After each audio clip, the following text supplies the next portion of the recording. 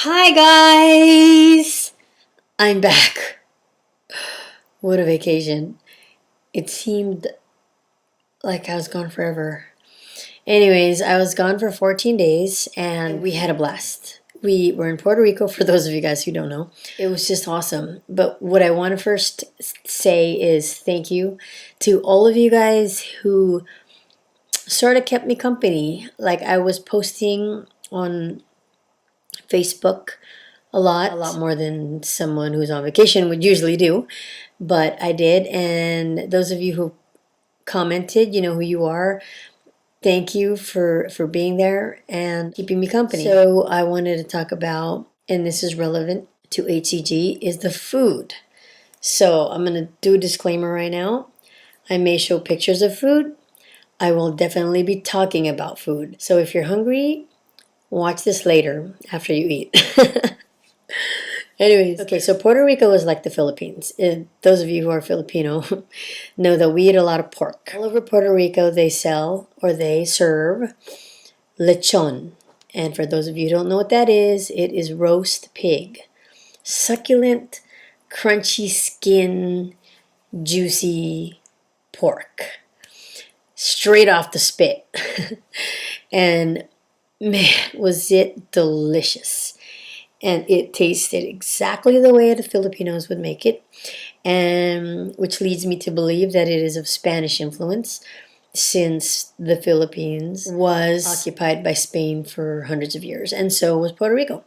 So there was a lot of pork, and then there was a lot of beef. There was a lot of desserts that we loved, like flan and these coconut candy things that were like not really candy. They're kind of like, for those of you who know, they're these round cookie looking things, but it's pure coconut. It's like, I don't know how they do it. They bake it or whatever, and it's coconut and sugar basically. And it's not shredded coconut, it's like diced. So you can, you eat it like a cookie, but it tastes more like a candy, and it's so good. And then there was also a dulce de leche, which I've never tasted the authentic dulce de leche. It's always like, Haagen-Dazs ice cream, dulce de leche flavor or whatever. But I actually tasted the authentic, aged milk version of the dessert, or it was like in a little cup they sold at the little marketplace in Old San Juan. And I also tried stuff like majarete, which is like a rice flour cake, which they also make in the Philippines. And there was also a lot of rice. So on the side, when you order a dish, the common side dishes that are included in the dish would be arroz y habichuelas. So it's like there's rice and beans. And I never turned it down. I never held back on vacation. I ate whatever I wanted. I did not binge though. And this is the difference. There might have been 2 or 3 times where we thought we ate too much. But the other times we just ate till we were full. And I was very, very, very satisfied and content. And also on the side we have tostones or amarillos, which the tostones is like the plantains which are not quite ripe yet, and they kind of deep fry them, I guess. And then after they do that, they take it out and then they smash it. We make this at home too. We smash it and it gets flat and bigger, and then we put it back in the fryer. We double fry it so it becomes like French fries, like translucent fried. And it's so good. Put a little bit of salt on it, or sometimes they serve it with some kind of salsa or whatever. And a lot of times they serve it with like Thousand Island type dressing, which is common there. I don't know. Okay, and then the amarillos is the ripe banana, and they also put it on the grill, so it comes out all toasty, and that is really good. They serve fish, and a lot of times they serve it fried. There was red snapper, Durango, cod.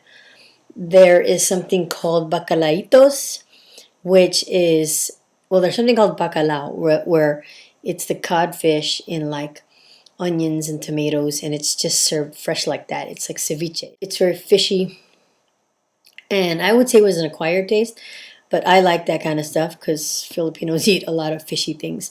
So that's just the bacalao. But the bacalaitos are the ones that are served in a batter. So it's basically mashed up in there with the batter and then deep fried. And so it's very crunchy like potato chips, but thicker. And that stuff is slamming. But boy, is it greasy and salty. And a lot of the foods were salty, and I think it's because we at home have taken salt out of our diet. And so what I want to say is I didn't hold back. I didn't binge, but I ate whatever was put in front of me. Because when I'm in a place that's foreign, which has a different culture, you want to live the culture, or else you're not living. How terrible is it to go to another place where the culture's different and the food's different, and then you're eating at the hotel French fries and chicken tenders all day, And that's basically a lot of times the kids did, and I'm just like, oh, aren't you guys sick of chicken tenders? I swear it was almost every day that they ate it. Needless to say, they are not going to be eating chicken nuggets or chicken tenders in this house for a very long time. After eating all that, and why am I talking about this? Because I am in P4, which is life maintenance, meaning I am not planning to ever go back on HCG again. I wanted to give you guys an update on P4 because there aren't a lot of people out there who are giving updates on P4. So I haven't been off of it for a year yet, but I am on P4 and I am considered stabilized. And how much did I gain? That's what I want to know, because 2 days before we left Puerto Rico, I was thinking, oh my gosh, there is just no way I didn't gain at least 6 pounds. Why was that the number? Because last year I went to Cancun. I was only there for 7 days and I had gained 8 pounds. I was never able to lose the 8 pounds after that. And that was way before I found HCG. That was the summer before I found HCG. So this time around, when I left here, I was 0.8 over LDW, and I was stoked about it. I was 128.6. Okay? When I weighed this morning, I was 130.6. So I only had gained 2 pounds, guys.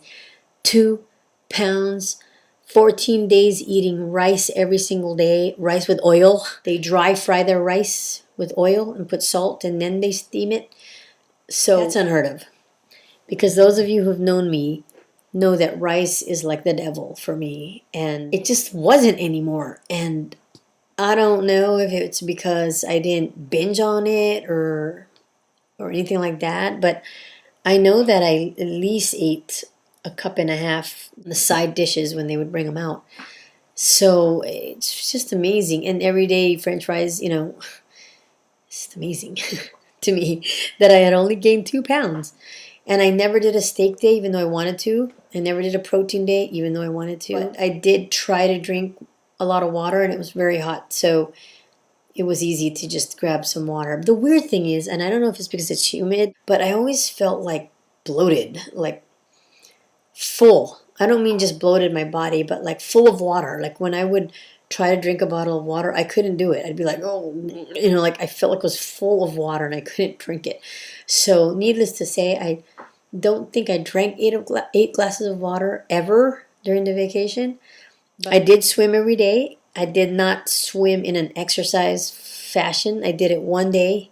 I was just completely shocked. And I'm not just saying that. I don't know if there are some of you out there who think that it's been easy for me. It's just my body is like that. It stays thin or whatever. It's so not true. I would have never done HCG if that was a fact. It's not. Like I said, I would go on vacations and I would come back heavier and not able to lose it. I don't know how much I can stress how great HCG is if you do it correctly. And we don't always do it right the first time around. Don't beat yourself up about it. It's been a blessing. You all have been a blessing. So I can't thank you enough. And I know you guys all feel the same way about people who have been supporting you, that you just can't thank them enough. It's awesome. It's an awesome community.